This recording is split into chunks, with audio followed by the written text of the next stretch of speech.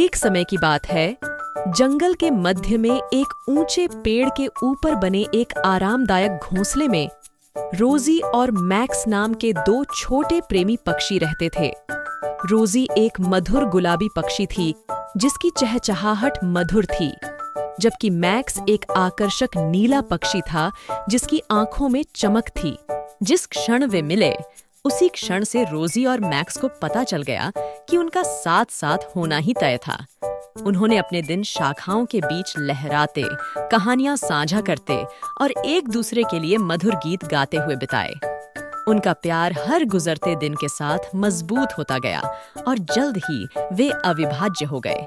लेकिन एक दिन जंगल में एक भयंकर तूफान आया जिससे पेड़ हिल गए और पक्षी दूर दूर बिखर गए।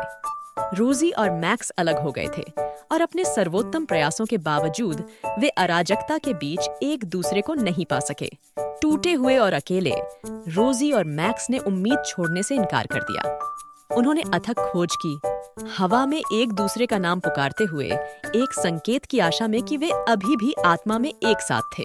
अनंत काल की तरह महसूस होने के बाद तूफान आखिरकार थम गया और सूरज बादलों के पीछे से निकला और जंगल पर एक गर्म चमक बिखेर रहा था।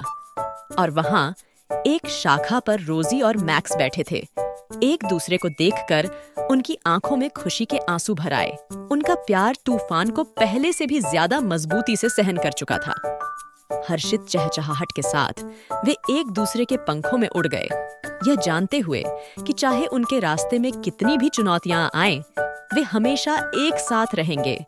दो छोटे प्रेम पक्षी एक साथ जीवन भर उड़ान भरेंगे।